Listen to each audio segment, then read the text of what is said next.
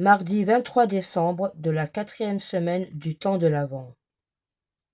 Le messager de l'Alliance que vous désirez, le voici qui vient. La parole de Dieu. Quand fut accompli le temps où Élisabeth devait enfanter, elle mit au monde un fils. Elle déclara, il s'appellera Jean. Zacharie se fit donner une tablette sur laquelle il écrivit Jean et son nom. À l'instant même, sa bouche s'ouvrit, sa langue se délia, il parlait et bénissait Dieu. Commentaire. Ce bébé, né d'un couple si longtemps stérile, quelle bénédiction! L'entourage de Zacharie et d'Élisabeth se réjouit avec eux de ce cadeau du ciel. Seul ombre au tableau, le père est sourd et muet depuis 9 mois, pour avoir accueilli avec scepticisme la promesse de cette naissance, transmise par l'ange Gabriel. Dans ce contexte, quelle étrange idée, alors, de donner au fils le nom de son père, selon la suggestion des voisins et amis. Comment pourrait-il porter le nom de son père muet? C'est cet enfant destiné à porter la parole du Seigneur. Puisque Dieu, ici, crée du neuf, il faut un nom nouveau, qui n'a jamais été porté dans la famille. Élisabeth prend la parole la première, ce qui est aussi une nouveauté par rapport à l'usage réservant au père la prérogative de nommer l'enfant.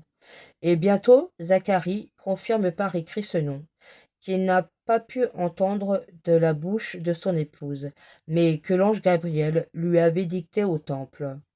Tout s'ajuste et ce qui était lié se délie. Zacharie retrouve la parole pour bénir Dieu.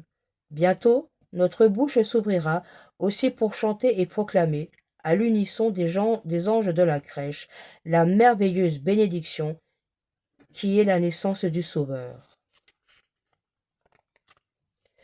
Demeurez dans l'attente. Sainte Marie, Vierge de l'attente, faites-nous comprendre qu'il ne suffit pas d'accueillir, il faut attendre. Accueillir est parfois un signe de résignation. Attendre est toujours un signe d'espérance. Rends-nous pour cela ministres de l'attente. Quand le Seigneur viendra, ô Vierge de l'Avent, qu'il nous surprenne, grâce à ta complicité maternelle, ta lampe à la main. Amen. Ô Emmanuel, notre législateur et notre roi, espérance et salut des nations, viens Seigneur, viens nous sauver. Bethléem. Située en Judée, à 10 kilomètres au sud de Jérusalem, Bethléem peut se lire comme un condensé de toute l'histoire sainte. C'est là que meurt Rachel, la bien-aimée de Jacob, et que naît leur fils Benjamin. Là que Ruth rencontre Bour,